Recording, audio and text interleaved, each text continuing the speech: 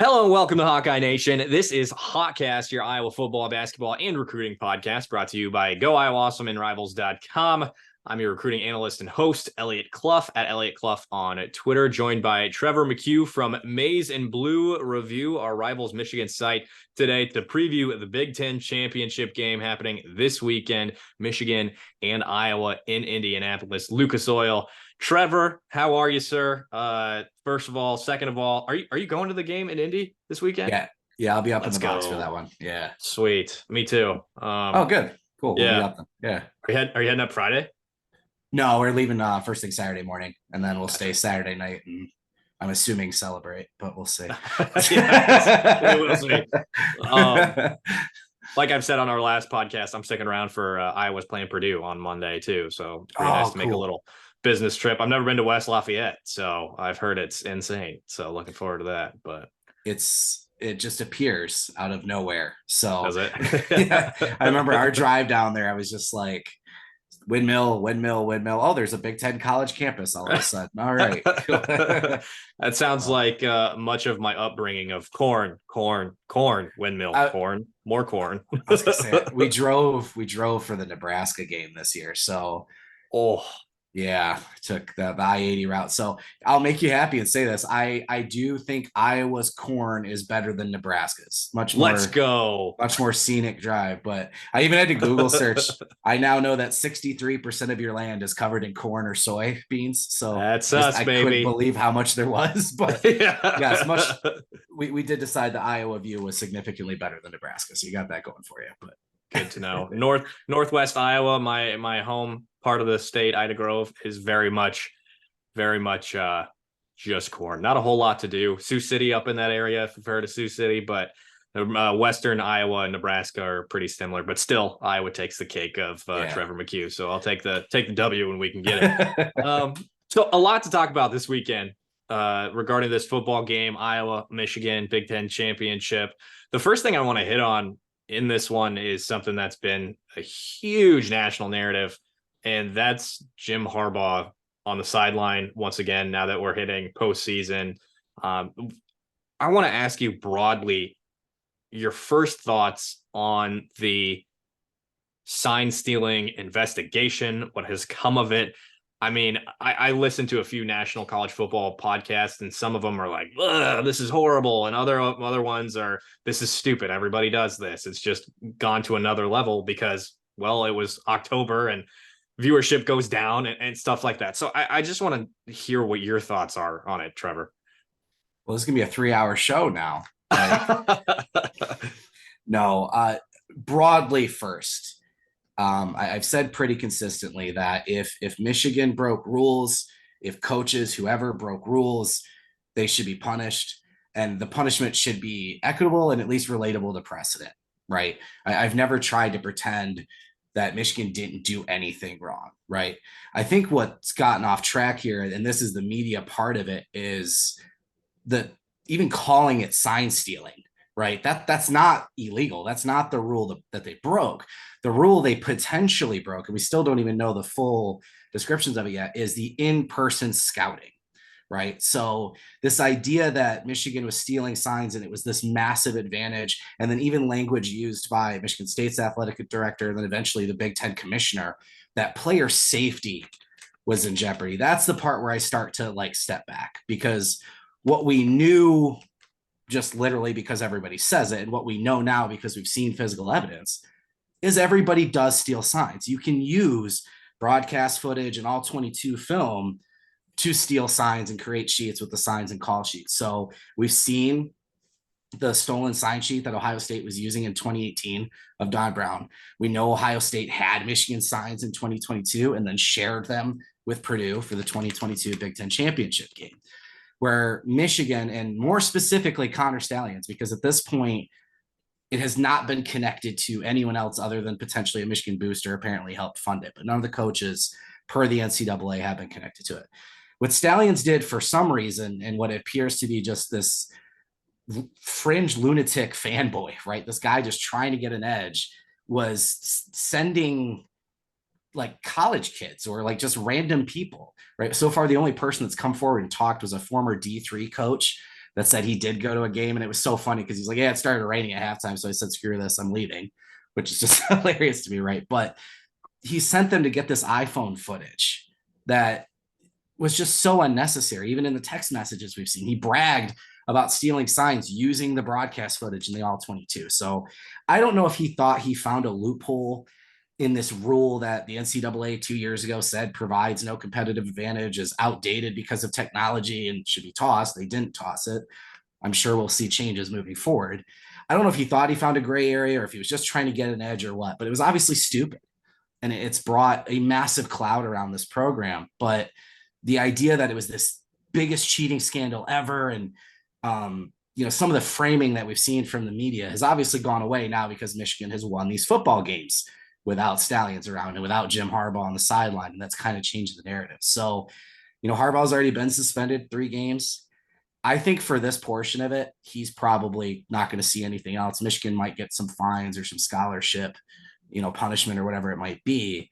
But it's just been exhausting. And for the team, especially, they have felt like it wasn't just this isolated event, but they were trying to take away everything they've accomplished in the last 3 years, right? And they don't even know what is happening here, right? Like what this portion of it is, but they know how hard they've worked in the weight room and in the meeting rooms and on the field and whatever. So they've really felt attacked by all of this, and in a weird way has pushed them even further ahead.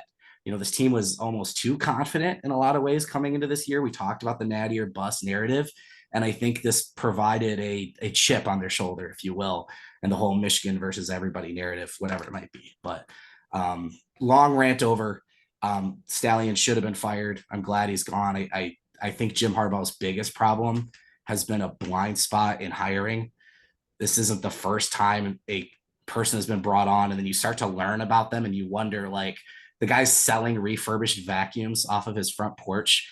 Yeah, I don't know how much of it you guys, I'm in the weeds on this, right? I've had to follow this at a disgusting level. So the more we learn about this guy, it's like, what were you doing even bringing him on, right? So that's the biggest issue I've come out of this. And then, Shemi Schembechler, Bo's son, being brought on, and then you find out his Twitter history is just filled with, his likes specifically filled with racist and just inappropriate content. And it's like, how did you miss that, right? And they got rid of the background check firm and brought somebody else in. But that's been more the question mark, at least in the Michigan side, is what's going on with the people we're bringing in, and why aren't we looking deeper into these characters? And is it just like, if you're really passionate about Michigan, is that enough to get on this staff? And what's the follow through when they get in these roles? I think that's the biggest question a lot of folks have around Michigan from a negative perspective. But the sign stealing thing, when we know full well, and there's a lot of other stuff too that'll probably trickle out. It's going to be an ugly summer, but it just doesn't get me going. It just really, especially when like the transfer portal just opened and people are being tampered with and being paid money to leave, and it's like, but we're going to worry about this kid sending dudes to go get iPhone footage. I just can't get fired up about it, man. Sure. Now, 2 questions about it. I think I heard somewhere that like this is something that programs had been doing previously, but it just it didn't get blown up for whatever reason. But one of the reasons is that Stallions was using his first and last, like his credit card as his first and last name to buy tickets. Even worse than that. Yeah. Yeah. And secondarily, I'm going to ask you this question, and then I'm going to grab my laptop charger because I need to charge it while we're talking here. But why punish Jim Harbaugh and nobody else? Go rant. Yeah. I'm going to go grab my charger. Yeah, sure. So the Stallions piece of it, when the story first came out and we didn't know any of the details, it was framed as this military tactician who had this elaborate scheme with a vast network of spies. That's what it was called. And the more we learn about it, the more we learn how dysfunctional and arguably inept Connor was, right? So one of the things is what you just mentioned, where he was literally using his own name to purchase the tickets and transferring, the funds through Venmo on his personal Venmo, right? So he wasn't making any attempts to hide what he was doing, right? So whether that means, again, that he thought he wasn't necessarily doing anything wrong, or he's just an inept person, right? That's for us to figure out or decide later, I guess. I don't know. But yeah, it was not this elaborate scheme from a military brilliant mind, right? It was a guy who was a rabid fan for a few years and been around the program, got this analyst job. His job was to steal signs. Okay. There's no hiding that. I laugh every single time I see footage somebody puts online. They're like, oh, there he is talking to Minter. Because right.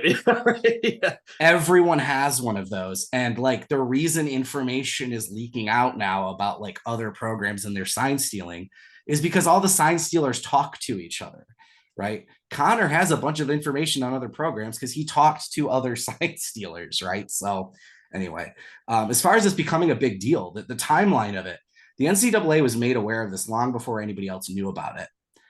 And they were not going to pursue it in a large way, right? Because I think they know it is prevalent and they don't want to take the cap off, if you will, right?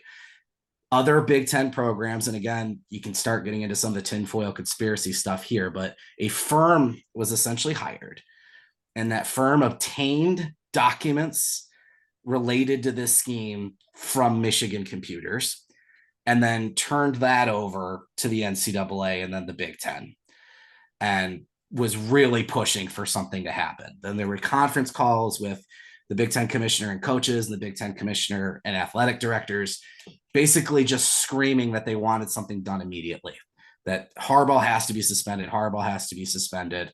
And essentially he caved on it. They used the sportsmanship policy. So they technically said they were punishing the school, not Harbaugh. So he wasn't suspended, but they were punishing the school by making it where he can't coach for 3 games. Just a really bizarre deal. But that's what, the folks were screaming for in the Big Ten. And it was a really tumultuous time of tension between these Big Ten programs and Michigan. You can believe what you want to believe when it comes to James Franklin and Ryan Day and some of these other guys and how vocal they were and not wanting Harbaugh coaching in those games. But basically the Big Ten felt like they had to do something during the season to level the field, if you will. That was just their perception. And again, that the idea that in the Big Ten's punishment, they specifically mentioned the player safety piece. And I don't know, I find that appalling, frankly, because player safety is a serious concern. We just saw Zach Zinter, one of the best players on Michigan's team, one of the best players in Michigan history, honestly, just an incredible leader, suffer a gruesome leg injury and have to go to the hospital, and he's not paid, right? Like his career is potentially at risk. And Jim Harbaugh spent the evening with him, and his first day back, no longer being suspended, once again took that moment to say that players should be compensated, brought up the massive media deal, brought up how much money he makes, and says, if I have to make less to make sure players get compensated, I will.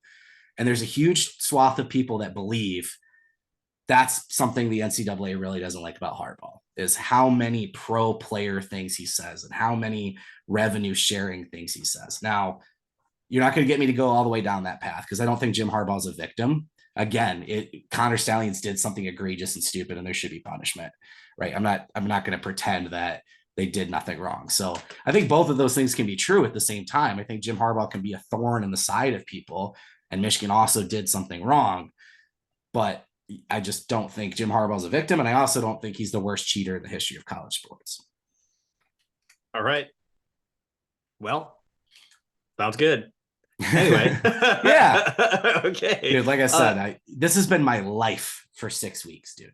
So I could talk about it way longer than you would ever want me to. I've seen some of your tweets, and I was just like, that is way over my head. So figured we'd get a quick rundown here on podcast. But with all of that said, he is back this weekend. Yep.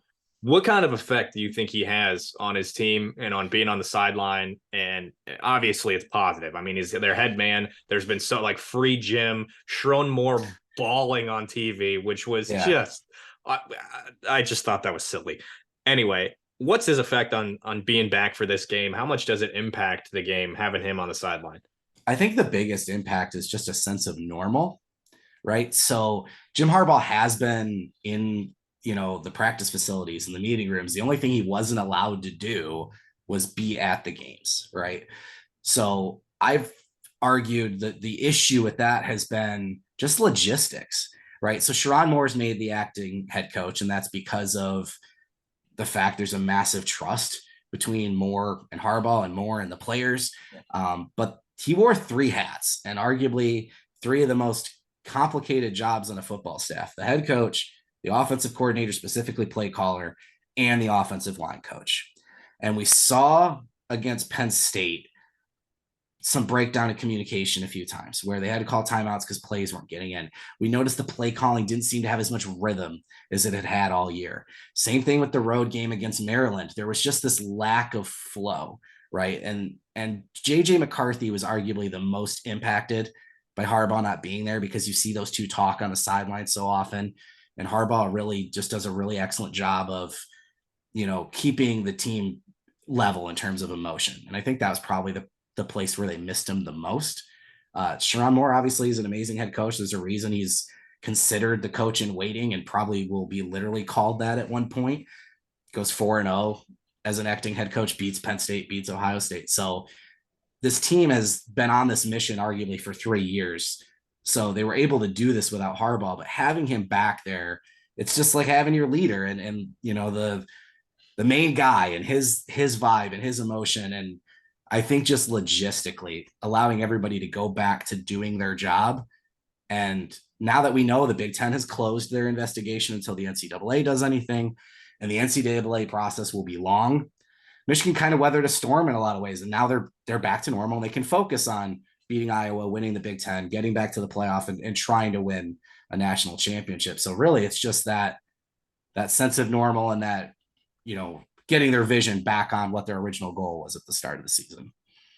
You mentioned Sharon Moore. Definitely want to talk about the Broyles Award and who you believe deserves it at this point in the season. I personally think it's down to him and Phil Parker. Well, again, we'll talk about that here momentarily, but I want to talk about personnel for Michigan. As a guy, I mean, I've run into folks, especially when we do these preview pods, that know generally about other teams, but don't know much about the personnel. And then there's guys that know so much about opposing teams. And I'm like, all of my energy is focused on Iowa. I have no idea what's going on elsewhere.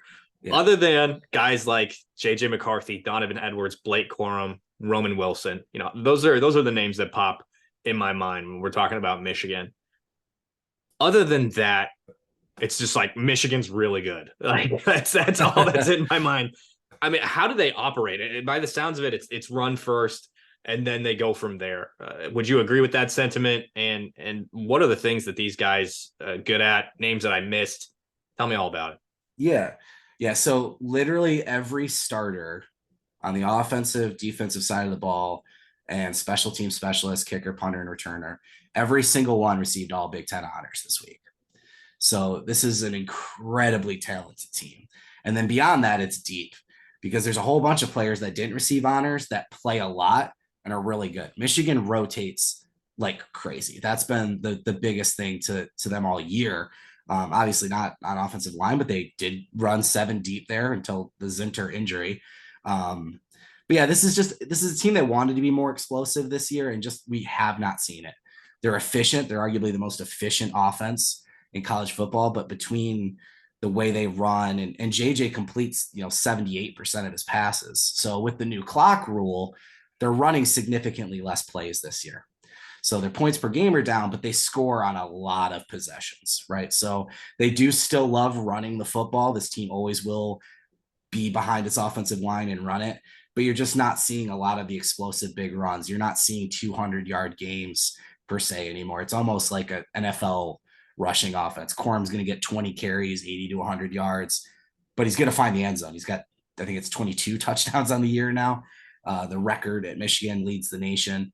Donovan Edwards has just not had the same step as he's had in previous years. He's only averaging like 3-something yards per carry. He's a threat in the passing game as well, but he just hasn't been the same player this year. And Roman Wilson, you mentioned, he's been probably the more explosive player. The guys, it's tight end. It's probably similar to when Iowa has their best offenses. They've got two really, really good tight ends with Colston Loveland and then AJ Barner, who played at Indiana previously. They're both really good in the passing game, really good blockers. So JJ is kind of like Cade plus, really. He's been a game manager, but he also can make just unbelievable throws at the same time, right? He's an NFL prospect for a reason. And then defensively, they're just bend don't break and unbelievable. It's they create pressure, but maybe don't get a lot of sacks. They force more turnovers this year than they have in years past. And even if they let you move a little bit, you think you're going to get somewhere. Once you get into the red zone, you're shut down and you're just not going to score points.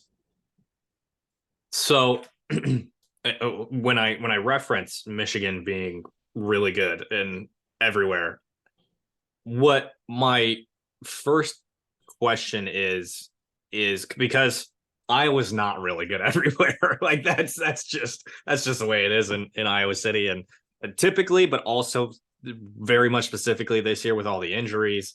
Yeah. And the offensive line, I said it last night on Voice of College Football. I don't know if you're familiar with those guys. They had me on. The Michigan guys had me on. But I said that the offensive line has gotten drastically better throughout the year. And that's true. Like adding Caleb Brown to the offense has made it so much more dynamic. Deacon Hill went from completing 36% of his passes to 63.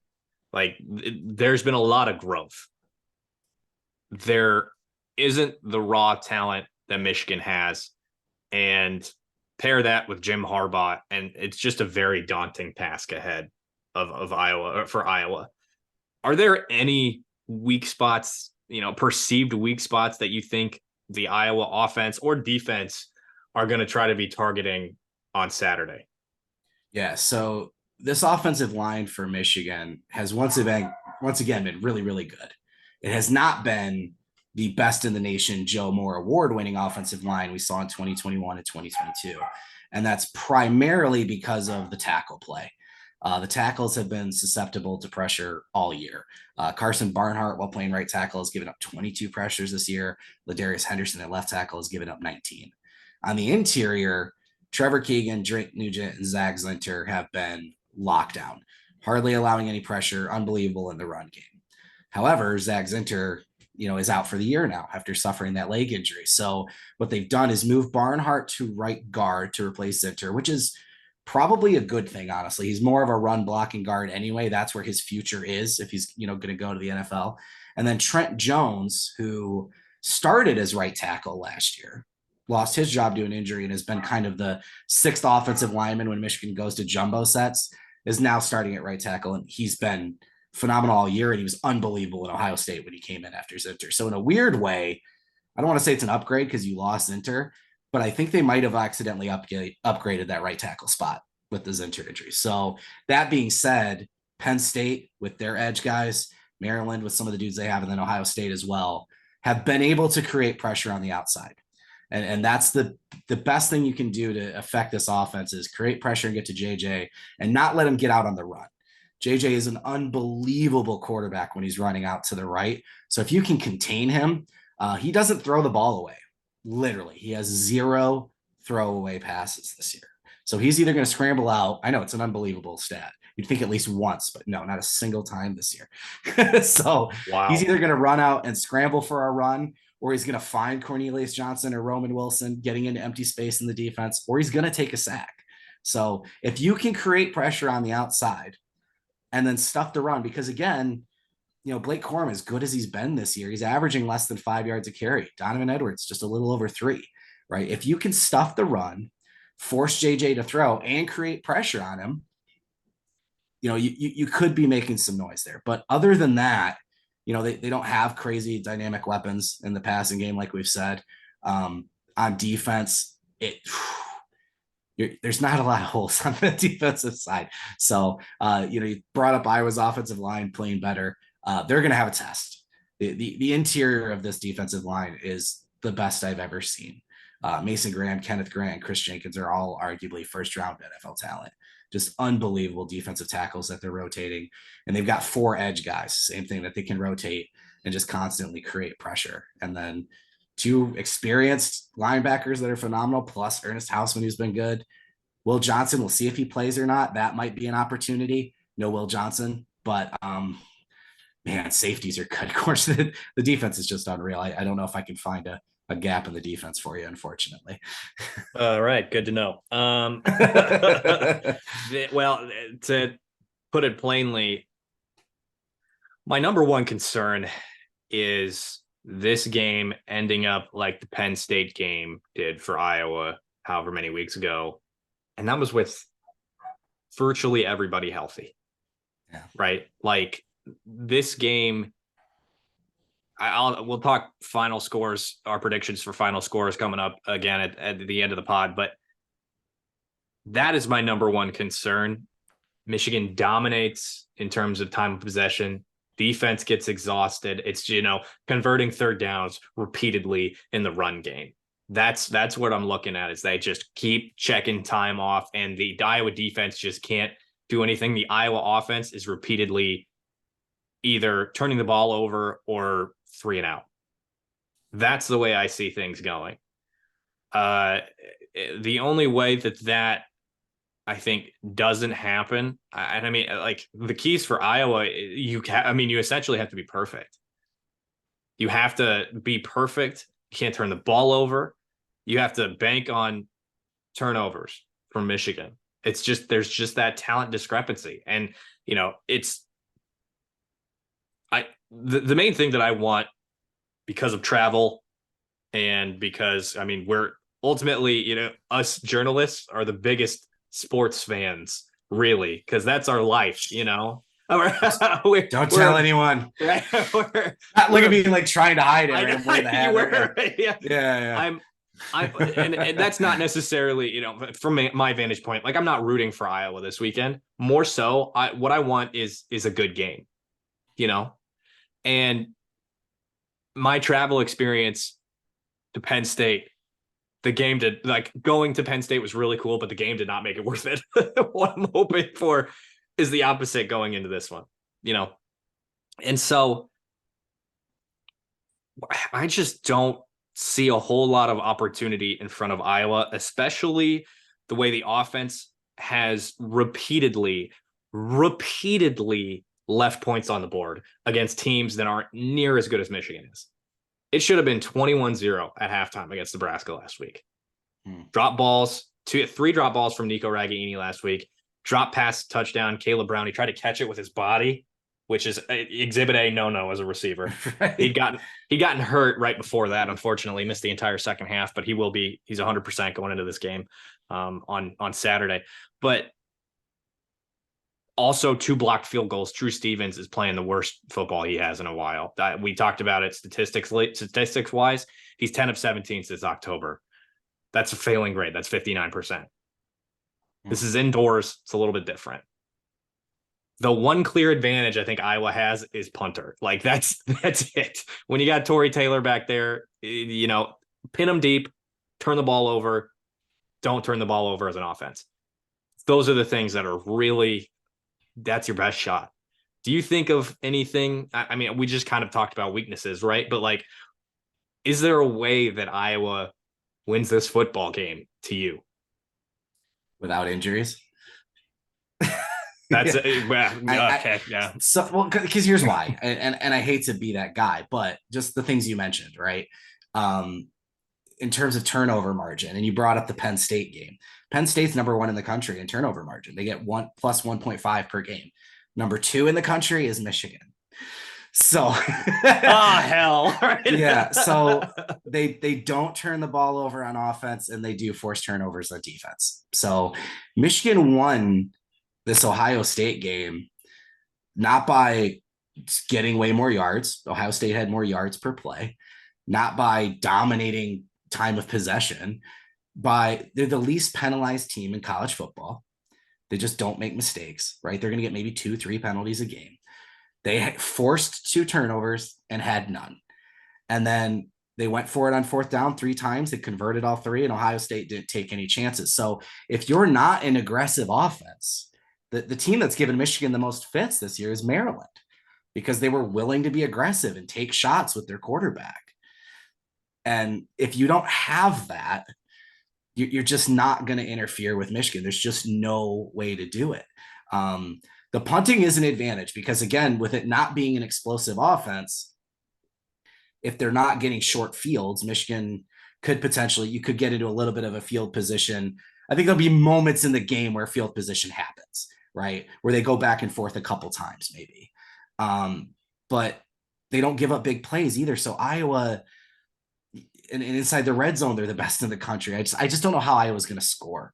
I really don't. And I don't think Michigan's going to, like, I don't think this is going to be 42-3 like it was a couple of years ago. I think Michigan's going to be perfectly fine playing the kind of game Iowa does. And we'll get to the score in a little bit. So I don't think it's going to be like a massive blowout and Michigan's going to be running trick plays or anything per se. But I don't think Iowa's going to be able to move the ball in the defense. And I don't think they're going to be able to force the Michigan offense into mistakes. I think they're going to slow them down. Iowa's defense is phenomenal. And I know we're going to talk about that with the Moore versus Parker battle. But I just don't know what Iowa can do short of somebody being hurt that really changes the way Michigan plays. Okay. Sorry. No, not offending me. Let's talk about the Broyles Award. I am partial to Phil Parker myself, obviously, because I've been around it all year. I've seen just how goddamn good that defense is. There's been a couple times where it's like, that was weird. Phil, on 3rd and 11 last week against Nebraska, he faked a blitz for the two safeties and then dropped back, and Deshaun Lee got beat on a go route. Like, there were a couple situations this year where it's like, what is Phil doing? Other than that, like, the dude is a wizard. Like, to take that offense for how atrocious it was, however many weeks this year, and it's gotten better. Like 15 points a couple weeks ago, 13 points last week. Like, we've seen much more complimentary football these last 3 weeks than we had prior. Deacon Hill is a different person in terms of confidence than he was 6 weeks ago. Like, we saw him after the Rutgers game. It's like, I haven't seen that before. Like, just the way he was talking to everybody. But Phil Parker is what makes, and the Iowa defense is what makes this thing go. I mean, you've seen all the defensive back of the year awards at Iowa. Cooper DeJean wins it, doesn't even play the last few weeks of the season, like, and returner of the year. And Iowa should be 11-1 right now. I think we could probably be on board. Do you agree with me there? I saw the play and I agree with you that you're talking about the phantom fair catch, right? Oh my God. I don't know how you make that call in that moment. That's unbelievable. You're telling me, man. Unbelievable. But with all of that said, Phil Parker is the choice to me. I do understand the argument for Sharon Moore having had to step up and be the head coach for this team, and they win all those games. What are you thinking with who should win the award? I mean, that makes it kind of unique, right? Moore being asked to be the head coach adds another element to that just doesn't normally exist with this award, right? So it's hard to quantify that. And some people have joked, like, what does that count? He was technically the head coach. Like, right. Yeah. So that's a weird element. So if you take that part out of it, Sharon Moore coming in as the sole play caller has done a really, really good job.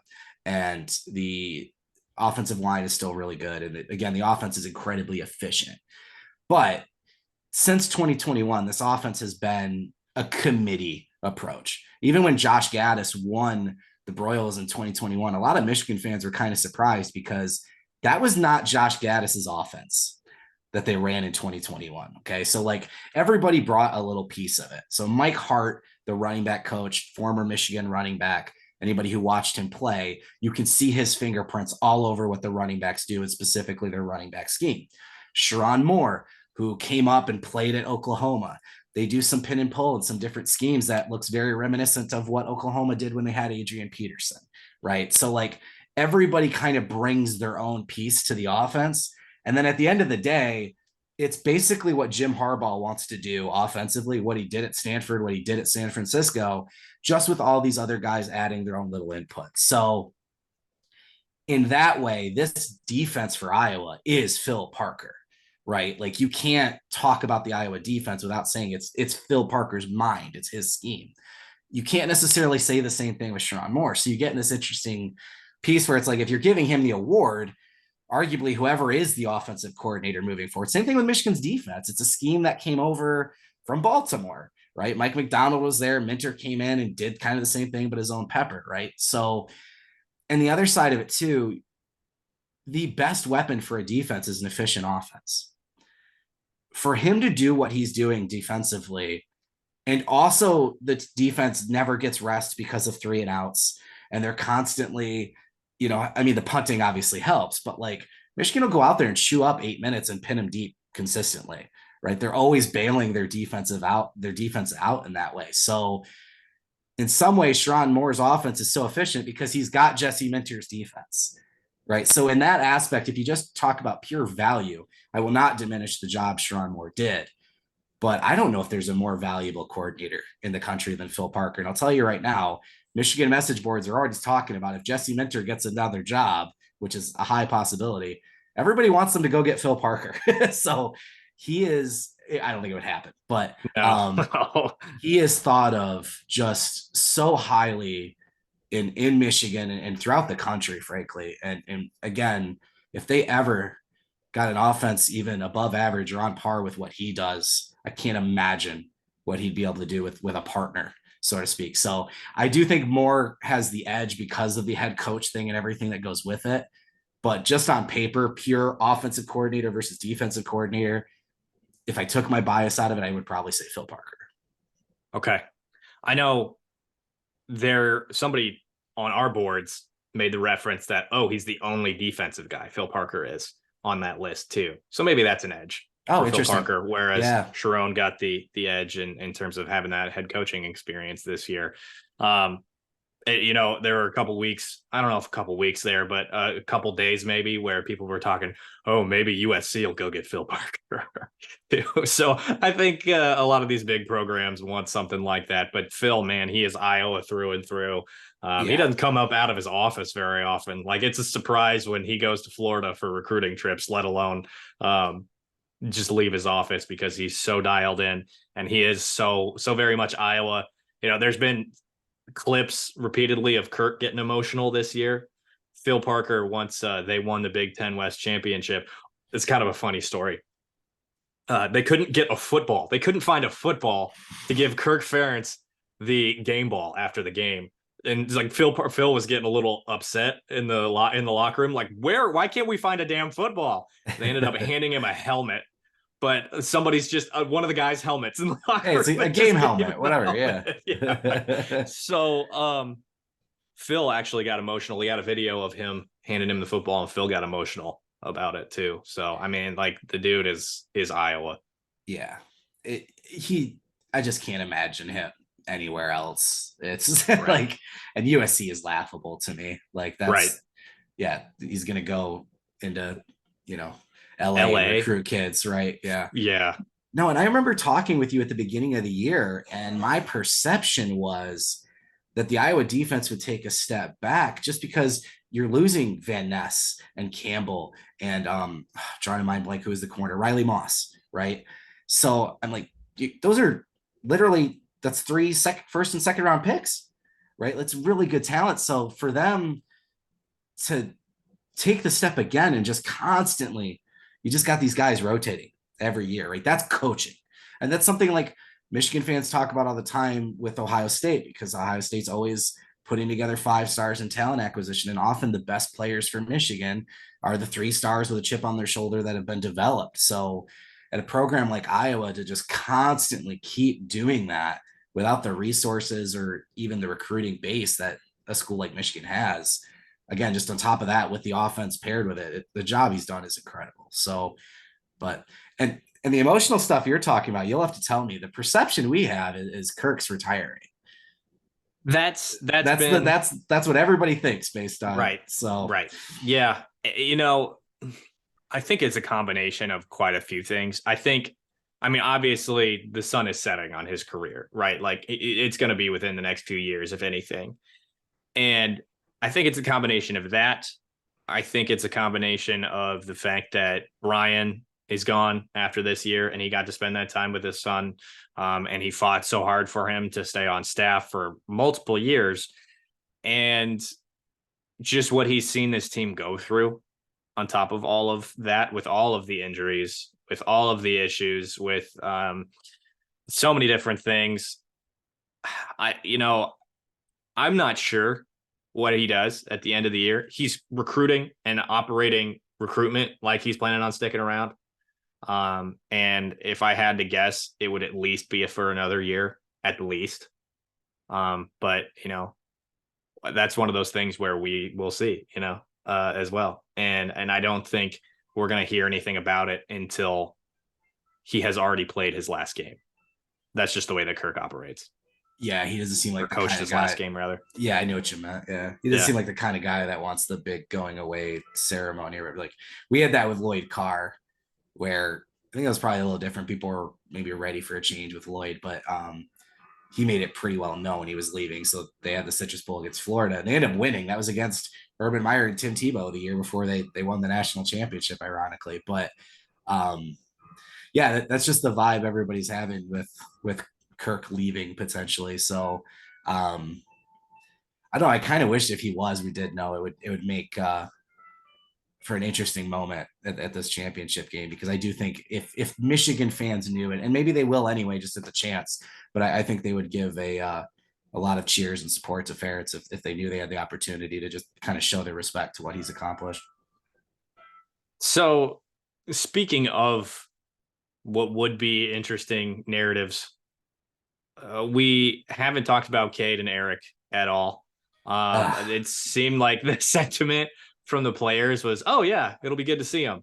I think from both of our vantage points, we would have liked to see Cade and Erick play in this game. That would be really to fun. Write about. Exactly. But I guess what are your thoughts on that? I know there was the podcast appearance of Cade talking about Michigan. I haven't listened to the whole thing, so I can't speak on it, but I've listened to part of it. It doesn't sound like there's a whole lot of animosity there from Cade. I think he's moved on. I think he's on Iowa. I don't even know if Erick All is coming back next year. I do believe he has a year of COVID eligibility, but what are your thoughts there? I mean, I imagine, like I said, we're in the same boat, wishing they were playing, all of that. Do you think it's genuine when these guys are saying, man, it'll be good to see them? Talk to them a little bit. Yes and no. So the clip with Cade, if you can hear a piano, my son is home from school, and that's what that weird noise is. He's just hammering that down. We talked about last time that I think more so with the fan base than anything else. Right. I've seen some crazy stuff on Twitter from the fan base. And a lot of that comes from the episode he did with Jordan Palmer as QB coach, who refused to say JJ's name.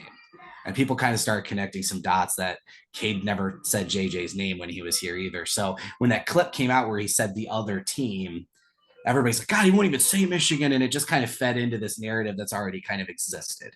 Right. And there was an article that came out that kind of showed that Cade wasn't exactly very helpful to JJ, and some tension was there. And his dad has tweeted some stuff. So it's more just a combination of a lot of little things, I think.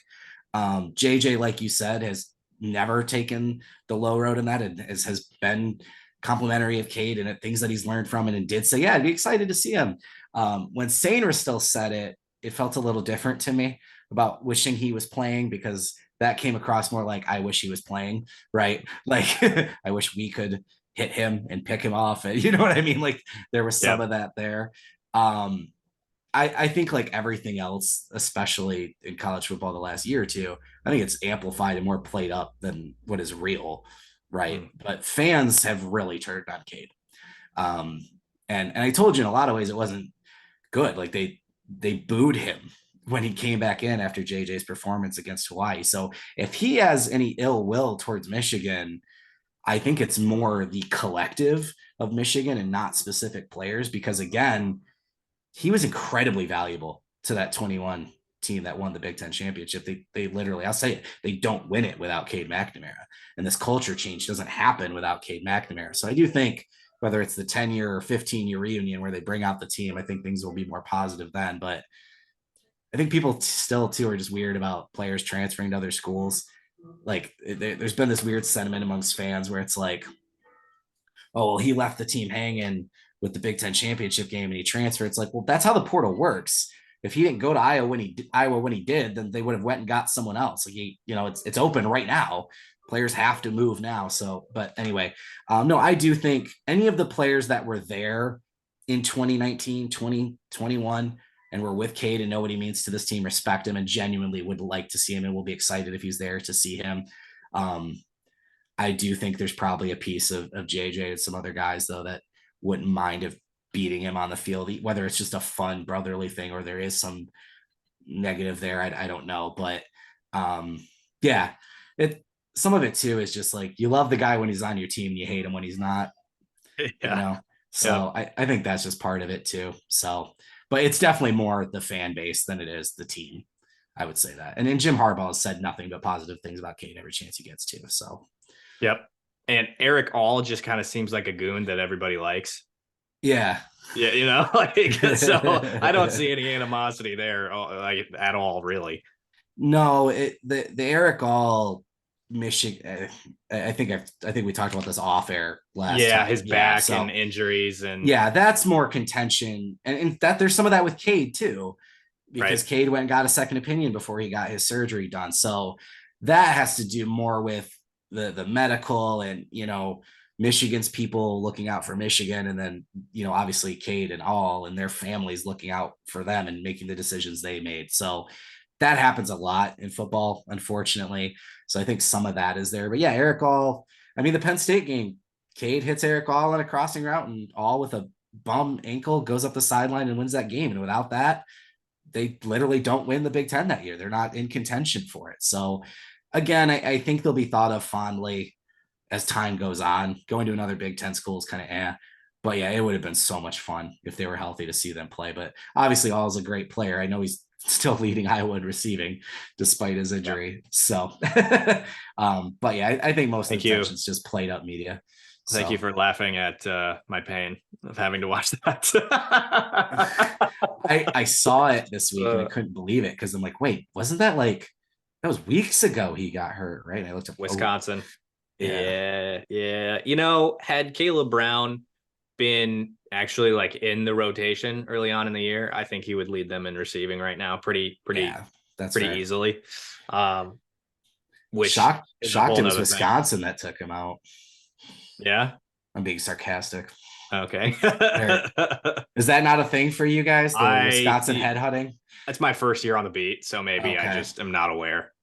Yeah, Brandon Peters, Shea Patterson, Dylan McCaffrey all got knocked out against Wisconsin because of targets to the head. It's just been, when I saw that hit on him, I was like, oh yeah. Wow. Yeah. So winding things down, I looked at ESPN. Michigan is given a 92.6% chance of winning going into this game. They're favored by 21.5, over under of 35.5. What is your final score prediction? That's a monster number for you guys, isn't it? 35. Hell yeah. Hell yeah. Anything over 30, man. But final score prediction from you, Trevor. What are you expecting going into this game? Yeah, I don't know that Iowa is going to score in the first half. Actually, I think I saw the over-under bet on them is literally 0.5. So you can bet whether they score or don't. But I do think I think Michigan is going to look to pull guys pretty early. And I think that might affect the score, right? So Iowa could score 10 because they're going up against third and fourth string guys for Michigan, right? Like I said, I don't expect Michigan to come out and tear the roof off, though. I think Michigan's probably going to be 24, 28, 30, somewhere in their range. The guess I'm going to write down is probably 30-3. That's probably where I'm going to put the prediction because Michigan has just struggled to close the door on shutouts. They got one this year against Michigan State, but they've been giving up 7, 10. I wouldn't be shocked if that's where Iowa gets, but I do think this is going to be a first half game. And then unfortunately, probably Michigan, even if they're not pulling guys off the field, they're probably going to go real conservative and just kind of ride the car home, if you will. They've done that in big games like Penn State, even where they ran the ball 31 straight times or something insane like that at the end of the Penn State game. Yeah, the only pass they had was ruled pass interference. So JJ didn't have a single second half pass against Penn State. So that's why I said Michigan probably will be just fine playing Iowa's game. Right. So I wouldn't be shocked if it is pretty low scoring, because they're not necessarily going to come out looking to exploit anything. They're just going to take what's available to them and get enough points to get a win and go home. They're not looking to impress anybody in this game, because they win, they're in the playoff. There's not any type of, bonus points or anything like that they need to get. But for me, it just comes down to, I don't know how the offense for Iowa is going to move. And I think that as good as Iowa's defense is, I think Michigan's going to be able to get on the right side of the 50 enough times that, like I said, they'll get in the 20 to 30 range. First of all, you mentioned the playoff. I don't know if you saw the quote from Kirk yesterday at his presser. He said, if we win, that'll probably screw things up. And he was like, that would be funny. I tweeted that, and it ended up on Big Ten Network yesterday. From my tweet, which is kind of funny. I love that attitude, man. Like, right, win the Big Ten and ruin Michigan season. That should absolutely be where your mindset's at. Yeah. Yep. So last night I said 33-6 Michigan. Yeah. Based on the way you've said things of them being willing to play Iowa's game, I can probably retract that and say more so 27-6, 27-3. I mean, this is just, I mentioned objectivity. I mentioned, not as exactly placating to Iowa fans. If I wanted to placate to Iowa fans, I'd say 13-10 Iowa. They pull it off, or they keep it close, or this is just one really, really, really good football team, and one football team that's been depleted by injuries, that just doesn't have that 4 or 5 star talent that Michigan does, and that hasn't played this type of team all year. I mean, Penn State obviously is really good, but there's a difference between Penn State and Michigan.